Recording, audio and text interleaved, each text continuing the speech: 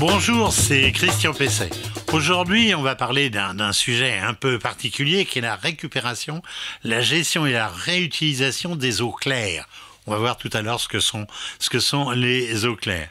Et donc, je reçois Aurélia Lienne, qui est chef de marque chez SFA, une marque que vous connaissez bien connue des Français, principalement pour les WC broyeurs, mais aujourd'hui, qui est impliquée dans ce qu'on peut appeler justement cette récupération. Bonjour Aurélia. Bonjour Christian. Vous pouvez nous préciser ce que c'est justement, ce que sont les eaux claires? Les eaux claires, ce sont tout simplement les eaux propres ou faiblement chargées de particules de moins d'1 millimètre de dimension. Et en gros, c'est souvent les eaux de pluie, les eaux des lacs, des rivières ou encore les eaux qu'on récupère dans les puits. Alors vous avez déjà dans vos gammes des équipements pour l'évacuation d'une douche ou d'une salle de bain par exemple en général quand elles sont installées en sous-sol. C'est ce qu'on appelle le relevage.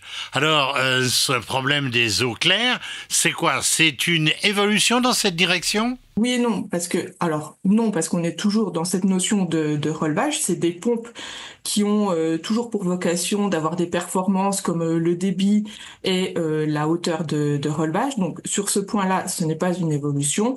Par contre, c'est une évolution côté application et type d'eau.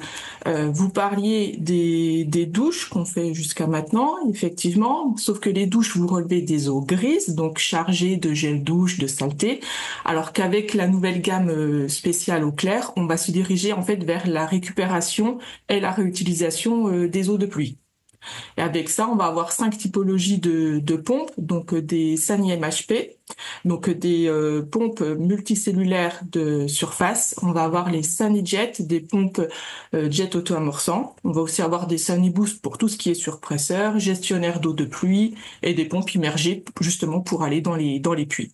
Alors j'ai vu aussi que maintenant vous vous tourniez vers ce qu'on appelle le captage, l'arrosage et aussi la réutilisation des eaux de pluie. C'est un sujet, je pense, pour vous qui est d'actualité donc. Oui, c'est un sujet d'actualité à la veille de l'été parce que forcément quand on voit l'été arriver, on pense à la sécheresse, on pense à l'arrosage des jardins, au nettoyage des terrasses et souvent aux arrêtés qui nous interdisent d'avoir ce genre d'activité avec de l'eau potable. Donc ça, oui, pour la partie saisonnière, mais par contre, SFA a vraiment tenu à apporter des réponses concrètes et plus globales sur du long terme, pas que de façon saisonnière. Alors, depuis le 12 juillet dernier, la réglementation sur le sujet, je crois, a évolué de façon significative. Alors, vous pouvez nous dire dans quel sens et si c'est pour vous un encouragement justement à aller dans ce secteur. C'est surtout une simplification en fait. Le décret du 12 juillet 2024 permet un petit peu plus de choses qu'auparavant. Avant, vous deviez faire une déclaration en mairie lorsque vous vouliez réutiliser les eaux de pluie pour des applications domestiques comme l'alimentation en eau de votre chasse d'eau, comme l'alimentation en eau de la machine à laver ou faire la pointe de votre piscine. Aujourd'hui, ça s'est bien plus simplifié puisque vous n'avez plus besoin de faire de déclaration en mairie pour l'alimentation en eau de pluie de votre toilette, de la chasse d'eau du toilette, et pour la pointe de la piscine. Par contre, vous devez toujours faire une petite déclaration à la mairie pour l'alimentation de votre machine à laver. Donc c'est une vraie simplification et c'est un encouragement pour les industriels à trouver des solutions et un encouragement et un message plein de bon sens envoyé vers la population puisqu'on leur parle toujours de réchauffement climatique, de préservation de la ressource en eau. Et là, on est capable de leur apporter une réponse concrète pour des actions au quotidien. Donc, c'est vraiment un encouragement sur ce terrain-là, oui. Quand on veut arroser à partir d'un robinet extérieur, d'un robinet de jardin, ce qu'on appelle techniquement un robinet de puisage, le débit est parfois très faible au bout du tuyau d'arrosage quand on est au bout du jardin et que celui-ci est un peu important. Alors, vous avez une solution pour ce problème de débit ? On a notre gamme SaniBoost, en fait, qui est une gamme de surpresseurs. C'est une gamme qui a été étudiée justement pour garantir une pression constante en sortie d'eau, donc en sortie du tuyau d'arrosage. Par exemple, vous évoquiez l'arrosage du jardin. Et c'est surtout que la pression va être constante. elle va être constante jusqu'au bout, quelle que soit la taille de votre jardin. Vous pourrez facilement arroser sans avoir de problème de pression d'eau grâce au SaniBoost. Dans la maison, maison individuelle, évidemment, la pression est souvent insuffisante. Aujourd'hui, pour des équipements comme les spas, un matériel que vous connaissez bien, puisque vous avez une filiale Kinedo qui produit et distribue ce type de matériel. Alors là, on fait comment pour justement ce problème de pression? Il suffit d'utiliser un des surpresseurs que j'évoquais de la gamme SaniBoost, en l'occurrence le SaniBoost Smart, un surpresseur avec une pompe multicellulaire à vitesse variable qui est équipé d'un presse-contrôle électronique et amortisseur hydraulique. Et en fait, c'est vraiment le surpresseur idéal parce qu'il est tout petit, il est compact, silencieux surtout, et il est idéal parce qu'il s'installe aussi bien en maison qu'en appartement. Donc en fait, il règle vraiment tous les problèmes de pression sur tous les points de sortie d'eau dans une habitation. J'en viens maintenant à la récupération des eaux de pluie.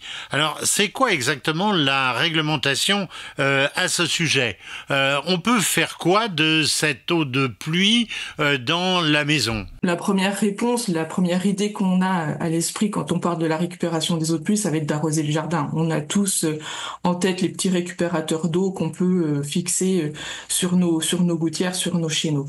Avec le décret du 12 juillet 2024, en fait, on peut aller plus loin dans des applications domestiques. Comme je le précisais tout à l'heure, maintenant, sans déclaration à la mairie, pour alimenter en eau la chasse d'eau d'un toilette, pour faire un appoint d'eau dans une piscine, et sur déclaration pour alimenter la machine à laver. Bien entendu, on n'utilise pas les eaux de pluie pour une alimentation, pour l'hygiène corporelle, ça c'est toujours interdit, il en est hors de question.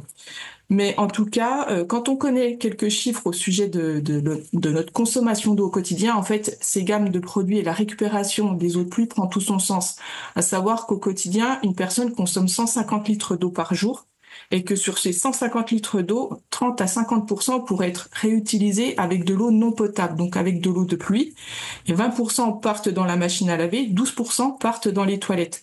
Donc finalement, c'est vraiment une réponse de bon sens à ce gaspillage d'eau potable qu'on fait au quotidien avec ces produits, ces pompes qui nous permettent de réutiliser cette eau, qui font du bien à l'écologie, qui font du bien justement pour la préservation de l'eau, mais qui feront aussi du bien au porte-monnaie des clients. Parce que forcément, la facture d'eau en sera d'autant plus réduite.